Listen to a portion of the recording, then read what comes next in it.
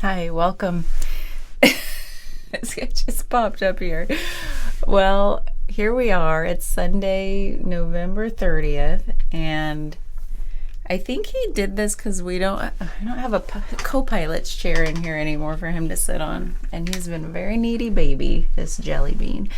So we're doing a reading on this Sunday, literally a day of rest, still in my PJs, and I'm in this little office, and I got a lot of organizing to do. So over the last week of chaos, everything was just shoved in this room. So it's a day of cleaning off my phone, and it's back there doing its thing, and I've got to declutter all this. And I thought, but first, let's do a reading, because I've reorganized a lot of my card decks between my studio and here, home, and I want to see what we want to use today now that those are a little bit reorganized. So, but what am I supposed to do with this bunny who needs attention? We had a lot of visitors this weekend, so he's finally come out of hiding, and he's like, yes, everybody's gone. I get all the attention now.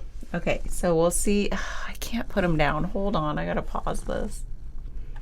Okay, well, the consensus was we can't put him down right now. And he was part of that consensus. So I did choose our Pause Tarot for getting the overall energy for this reading. Let's see what's with us here today. Oh, here we go. The Three of Wands.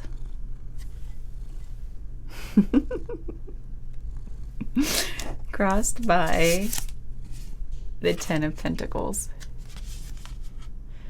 This is interesting to me for many reasons, because it is an energy that I've had come up in my awareness recently.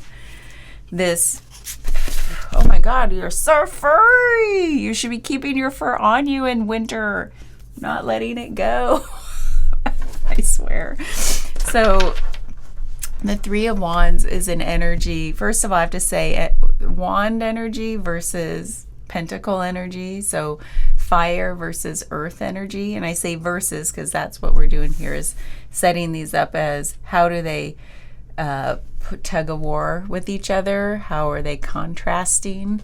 Because a lot of times through the contrast, something else emerges, like a deeper wisdom. Oh, now he's making really extreme biscuits. He has his claws. So the Three of Wands, so fire versus earth. And one thing I think of is how fire transmutes the earth, and how earth gives birth to fire. They both also are both needed for each to other become the fullest expression.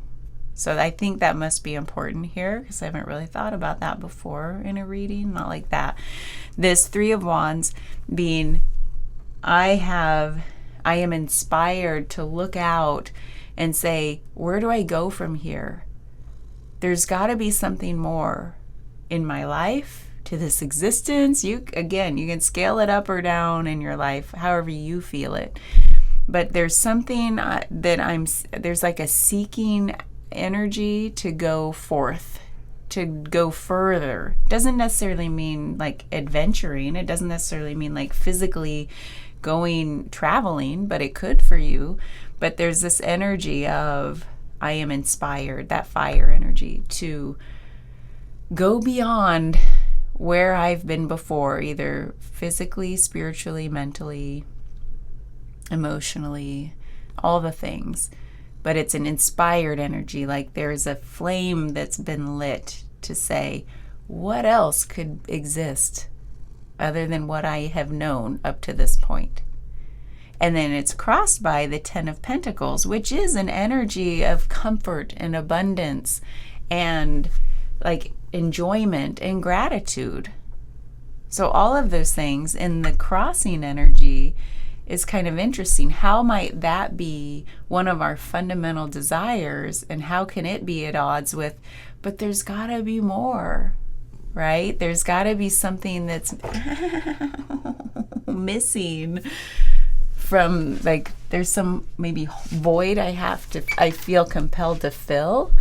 Maybe it's actually saying that void is like, what am I seeking? Well, you're really seeking these things. Really, underneath it all is comfort, gratitude, contentedness, abundance, and caring for my family, not just me, but generationally, because this has like the grandpa, the baby, the parent, like all the many, like, this could be, if you want to scale it up to like timeline stuff and generational healing.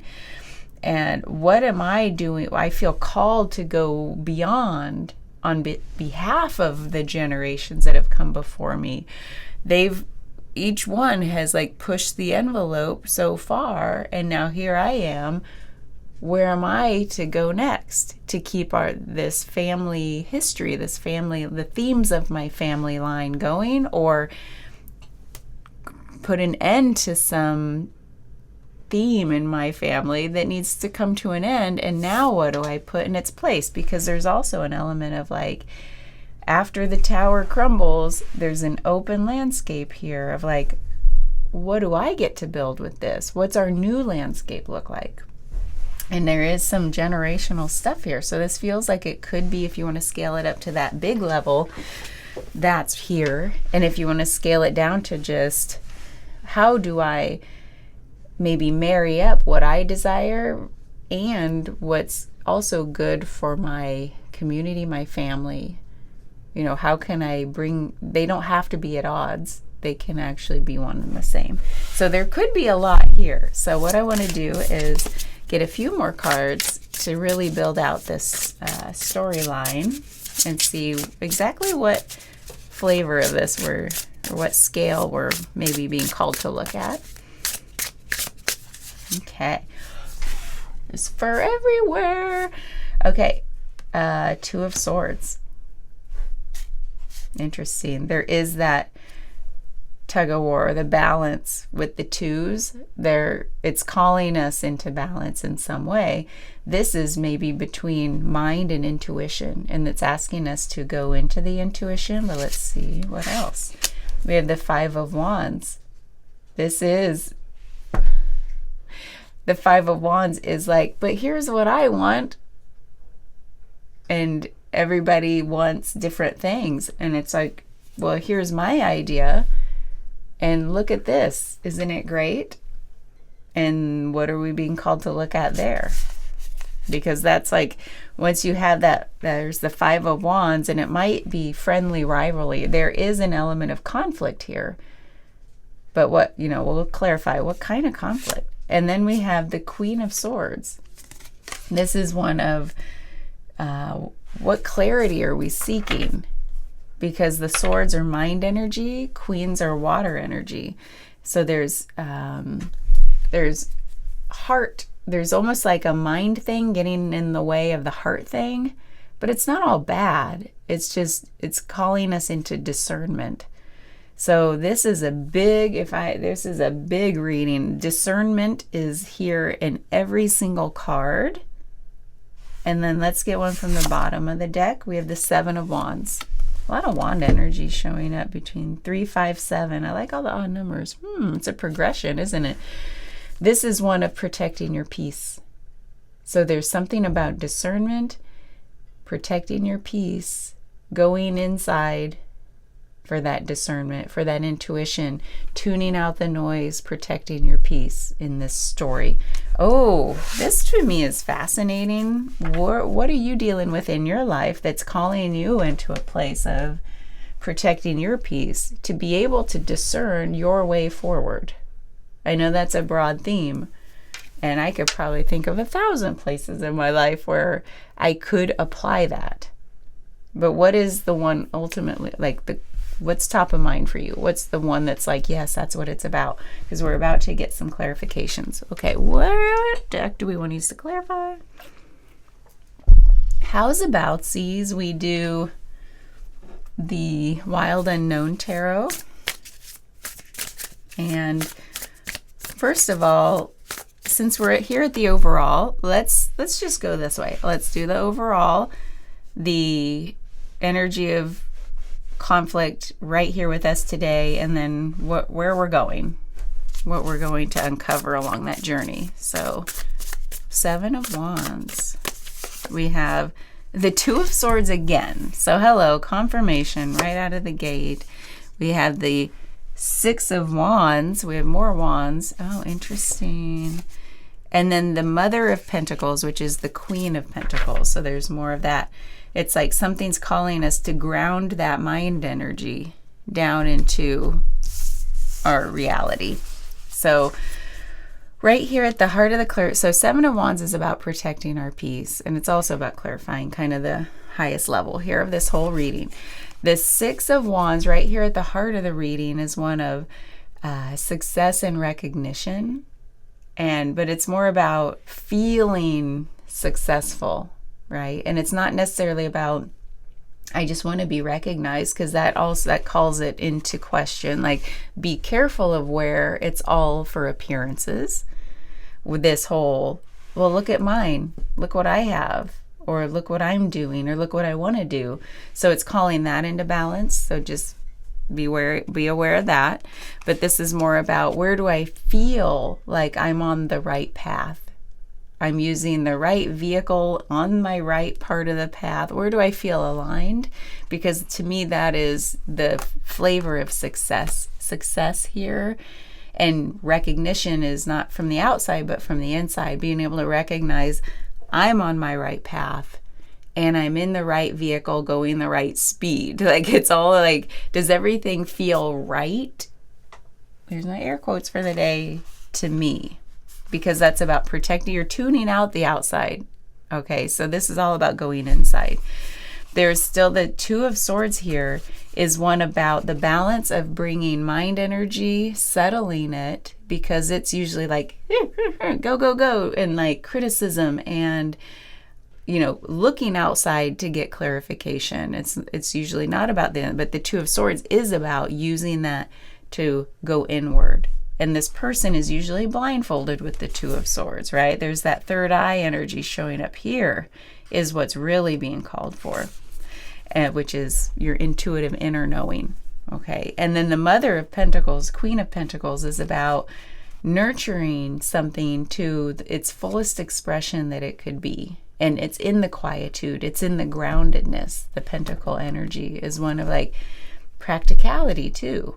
But it's about a settling, connecting with nature, connecting with the earth. Okay, so there's something about settling mind energy to become grounded, protecting your peace in order to see what your inner discernment says about your path ahead, discerning where you should be on your path. Well, what is that? Everybody's got such a different path. It might feel too broad, but maybe we'll get some more specificity here, because only you know your journey. And it's almost like questioning the opposite. Where have I felt not aligned? Where have I just not given myself enough time to settle the mind, to go into quiet, to see what might come up, right? Because there's that, if you apply more mind energy to be like, but what is my path? What should I be doing? That doesn't help, does it? It's almost like this is saying the way to protect your peace is to go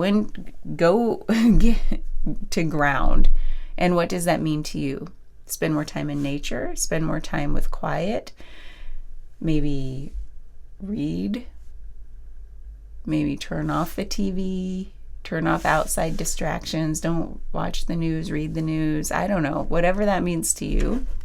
How do you feel like you come back into connection with yourself, with nature, with all of the natural world, the beauty in the quietude? And we're going into winter, and we just had our biggest snowfall so far, which is only our second snowfall, but we have like 10 inches. And it's the way the snow has a way of dampening vibration so that things just feel quieter and you almost want to talk softer.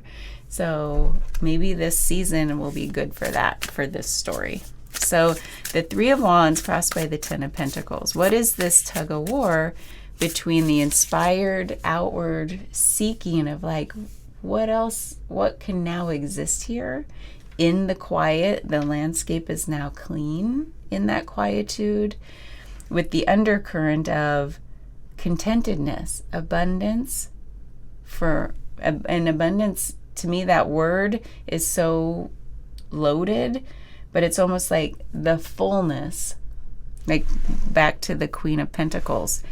What can be nurtured through that quietude, through the leveling of the mind noise to its fullest expression of what you take contentedness, abundance, gratitude to be in your, and this talks about family. It could be family line, it could be extended family, it could be friend family, but the people around you, because all of this is not just on behalf of yourself, but how do you come to that stillness and that discernment, that inner discernment, to discern how to express on behalf of the people around you. And really that just means for connection, the sake of connection. How do I connect inward to connect outward? And maybe that's just the catchphrase there for the whole reading. The fewest number of words to sum something up. How do I connect inward to connect outward? Because this one is all about how we try to connect outward, but it's through ego, because we haven't settled inward. We haven't connected inward yet. So everything we do in our outward looking is not going to come from the most authentic place, and therefore what fruit can it bear? You know, because this is all about nurturing something to fruitfulness. This Mother of Pentacles, which you can't see, it's over here. So let's clarify Three of Wands, Ten of Pentacles. We have the Four of Pentacles. Okay, you can't see these either. Four of Pentacles, the Four of Swords, the Daughter of Cups, which is the Page of Cups. This is beautiful. I mean, if I had to pick a few cards, it'd be like the quiet beauty to come to a place of like settling that mind, to come to joy. This would be one of, like, this is perfect. So right here, clarifying Three of Wands, Ten of Pentacles, that tug of war there. We have the Four of Swords. This is the ultimate card of going inward to seek your inner peace, inner wisdom. Okay, settling the sword energy, the mind, to come to that. See how there's like third eye energy there?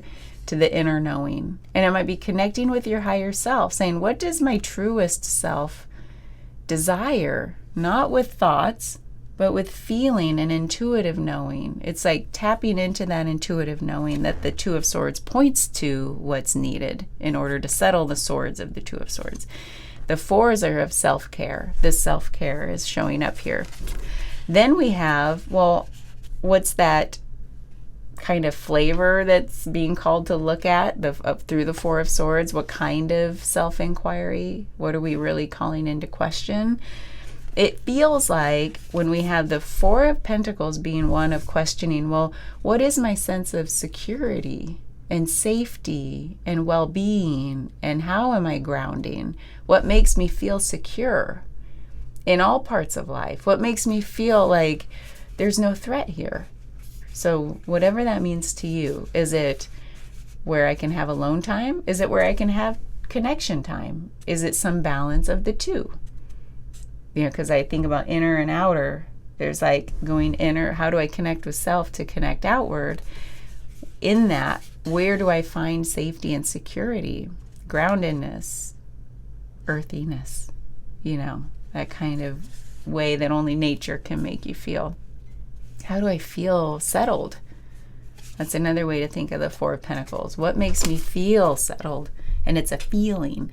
And it's like, usually there's some, in the imagery, there's usually somebody clutching to something. But even this kind of has an element of that, where all these bands are tying everything together. What makes me feel centered? where I'm not flying apart at the seams. So it makes me feel like a cohesive, everything's like I have a center. I'm able to operate from that center. And then you know you're feeling, you know where you feel that. We all feel it a little differently probably. And the Page of Cups is one of like this joyful heart expression. So this is like the, where do I feel contained? Like a solid, settled individual of I'm one within myself. And then this Page of Cup pages are usually messengers of expression, of something to come. And this is like, where do I, and the cups are heart energy, compassion, empathy, love, all like an expression of emotion. And the pages have this youthful, joyful quality. So where can I feel quiet and centered and grounded within myself? And how can I then learn to express that openly in a joyful, loving, connection-based, outward, flowy way? And that's only done through settling the mind and tapping into like the higher wisdom, my higher self wisdom. And to me, that's all could be new agey, frou-frou language, like connect with your higher self. Well, what's a higher self? Don't you feel like there's something more fundamentally true about you other than what your thoughts tell you? Like if you start to truly understand that you don't have to believe your own thoughts, that they are just whatever thoughts are. I'm still baffled by what thoughts are. Like how do they, like what are they? I can't touch them. I can't grab them. What are thoughts? Isn't that weird? And emotion I can feel.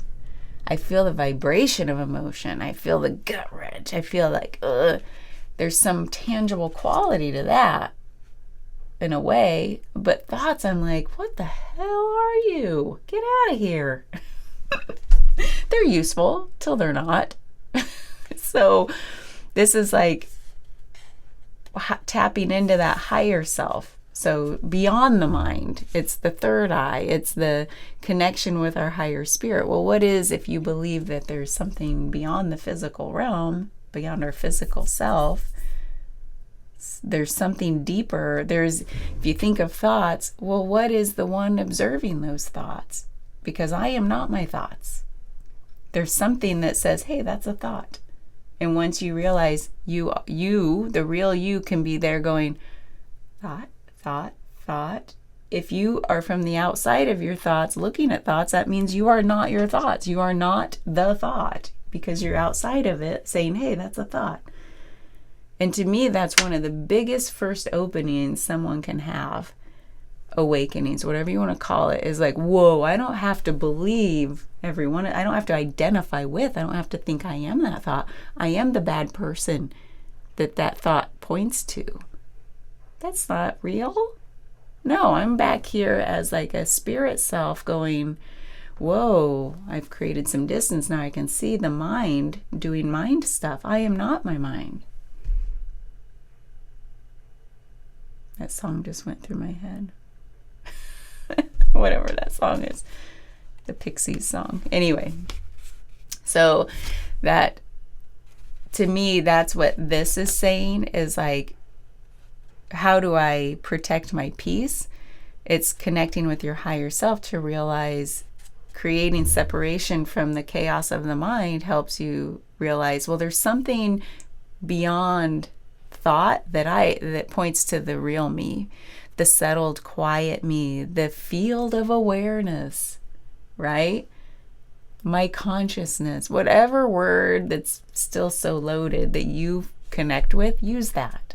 To me, I'm still I'm trying to find my own connection to words that don't feel loaded to me, meaning caked with so much baggage that it's hard to connect with. So to me, consciousness is still a word that's so loaded. Awareness is even a word that can be loaded. Like the field of awareness. I like it. And it's like there's a oneness. It's like once I separate from thought and I'm like, there's a presence here. Presence I like. There's something present that is aware, right? There's something present here that's aware.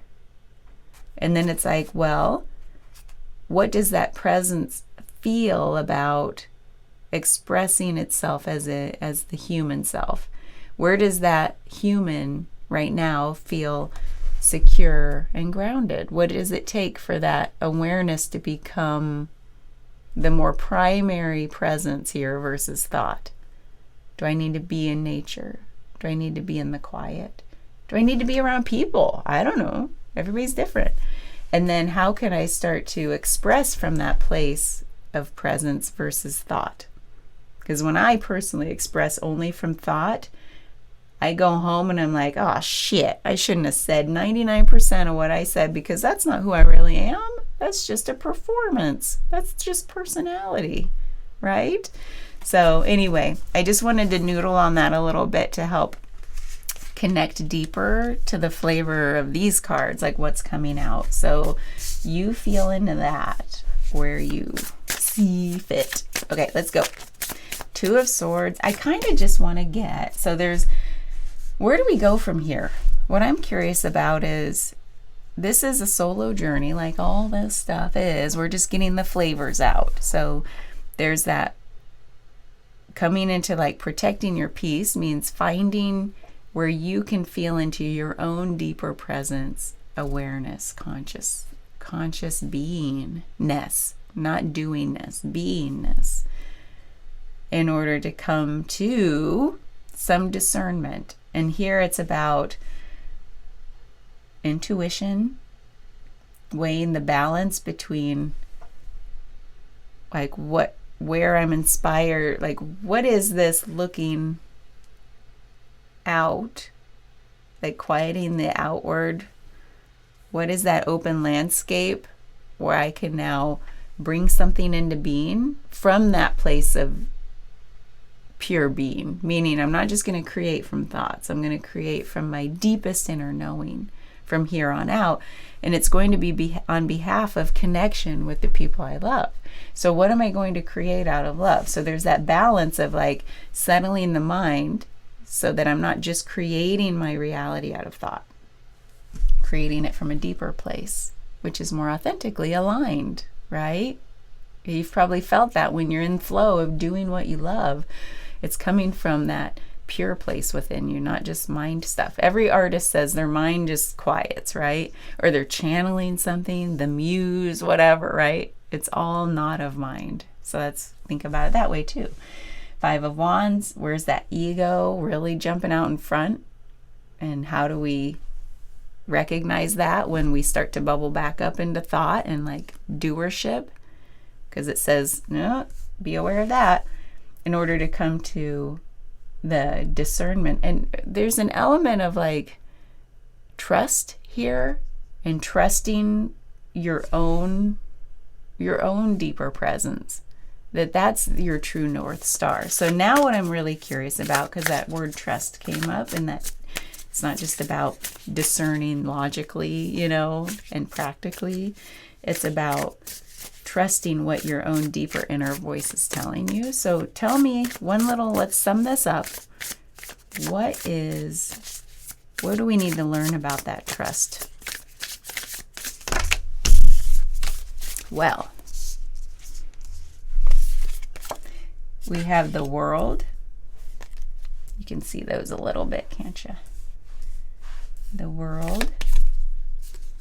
The Ace of Cups. That's beautiful. And the Nine of Swords. Okay, babies. Here we go. So right here at the center of that clarification about trust, there's the Ace of Cups. There's something here about, there's a brand new heart opening happening. Okay, so there is this trusting that it's all heart-led from here on out, right? Because this is all about settling the mind. So this is like, there's a cycle ending, there's a new cycle beginning with the World card.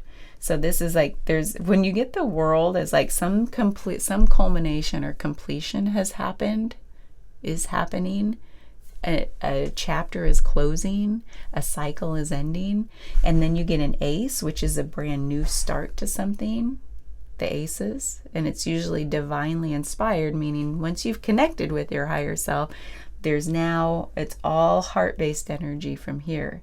And there's trusting that, because the Nine of Swords is like one of the ultimate anxiety, like mind identification cards there is. And it's all about, first of all, there's like eyeballs and worms here. There's like, that's not a pretty image.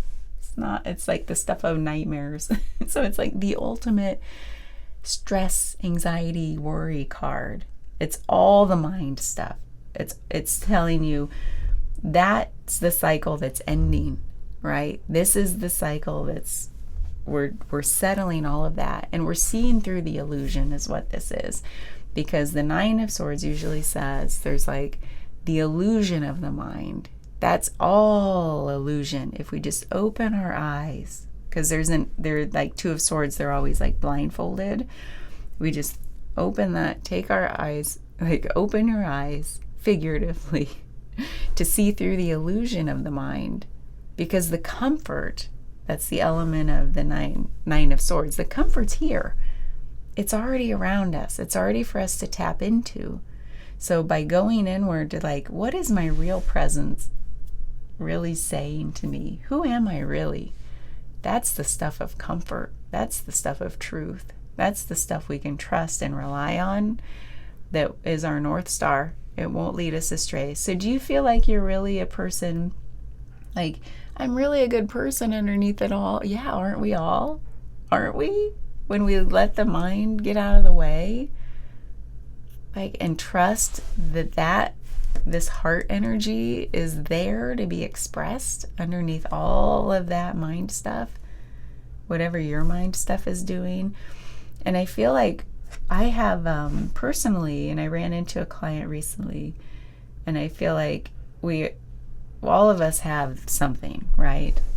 And there's like spectrums upon spectrums of where we fall in different ways. So there are real mental health conditions that require real tangible pills and medicines to help balance, right? So I'm not discounting any of that. We definitely need that stuff when we need it.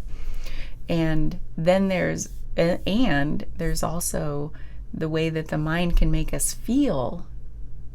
Like we identify so heavily with our thought patterns that it becomes kind of like a condition that we can't let go of. We might need medication, but sometimes we don't. We just maybe need to recognize that's so easy. We need to recognize that it is a pattern that it's okay to let go of. But sometimes we're in too deep. We don't even see it as a pattern. We just identify and say, no, that's me. I worry all the time. It keeps me up at night.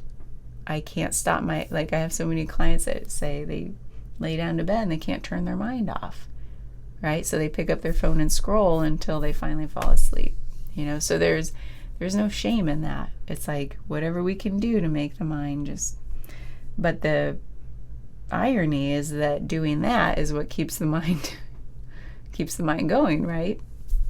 Over time. Might shut it off temporarily, but it's like that thing you got to keep doing that makes you feel like you're distracting so that the mind can rest. But the act of distracting is what keeps us in those patterns. And that's where we started with, like, how can we settle the mind? What is your place of stillness that you can be in and trust that that's where all good things will come from? Not distraction, but true presence with myself in those moments of anxiety and worry. And I was like, said the other day, I think in one of these videos, like, I read somewhere that a craving just lasts upwards of 90 seconds. And if you can write out that, and a craving means like something has me in its grip and I need to react to it. If we cannot react for 90 seconds, so if we cannot pick up and open the Facebook app for 90 seconds, if we cannot eat that junk food, for 90 seconds, if we cannot turn on the news for 90 seconds, if we cannot pick up a cigarette, if we cannot, whatever it is, write out that wave of craving, of distraction for 90 seconds, the sensation dissipates. And it's so true in my life. And now I've told my mom about that, going back to her. She's trying to quit smoking after 55 years. That's no small feat. She's tried a couple little times, but not really. She admitted that. Not really. This time she said she's excited to try. So there's a glimmer of hope in that excitement, right? And that comes back, I was going to say that with the Page of Cups, like the pages have that excitement of curiosity. So to me, that's like once you can, and she's seeing it, back to her. So she's seeing it like, oh my God, it works. She's like, and now I'm starting to see what triggers it. She's like, and she said this to me, I didn't even say this to her. She's like, I woke up and I thought coffee, and immediately the next thought in said cigarette. Like she's starting to like recognize her thoughts instead of being like going with them. I was like, oh my God, this is like mind bending. Yeah, I say this stuff all the time, but to see it in someone that you kind of, sad to say, I was like, will it ever happen for her? I don't know. You know, sometimes the closest people to us, you're like, oh man, that's gonna be hard. She's doing it. And so it's like, she saw what triggers the next thought and the next thought. And she's a sharp woman, but she never gave herself credit, right? These last few years of health deteriorating. It just gets so oppressive, right? That you can't see the light.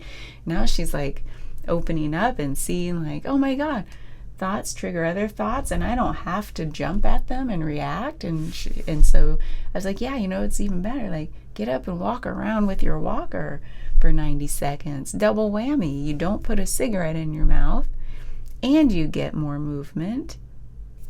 Yay! And so she's starting to do that. And what even more than the health benefits, I was like, oh my God, she's starting to recognize thoughts for what they are. That's like huge, right? I just said that as one of the biggest openings. It's like when you start to realize, I'm not my thoughts. I am not the chaos machine. I am the presence behind that sees it for what it is. And so that's what this Nine of Swords is saying, is like, that's the cycle that's ending, is identification. Because usually there's a artwork here where the person's head down, their eyes aren't open, they're just like identifying so heavily with those chaos thoughts that they don't see what's really here. They don't see the comfort of the ever-present beingness that you are behind that. So this is confirmation that wherever you are, whatever your situation is, that cycle is ending, or it has just ended, or it's calling for an ending, but the time is now, because what's here is a heart opening. And it's all like this yellow here is like always depicts optimism and joyfulness and forward looking, like this outward looking. Look at all that yellow. Looking out with optimism, and wands are inspiration. So there's such a new phase in life coming that you're entering of optimism. And it's not looking back, like I said, and saying, oh, I should have done this that whole time, and this is what got me here. It's now like, no, that's just a story. That's not even relevant anymore, because that cycle's ending. And now you can trust, back to that trust word, that's huge. Trust that's the real you. We are all little balls of light, optimism underneath all that mind energy. So I'm so glad this reading came today. This like seeing the thought engine for what it is. Protecting your peace. That peace, protecting that deepest part of you. And by protecting, that means trusting.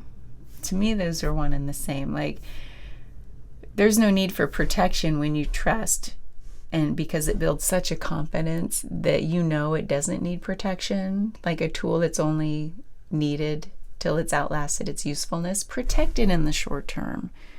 Carve out your alone time. Carve out your quiet time to recognize and to get over those cycles of craving. Do that, protect. Go into your protective bubble until that trust and momentum and consistency builds up, so that like, I have a new strength here. It's not new, it's always been there. It's just trusting that now that is the real me, that I can act from that place.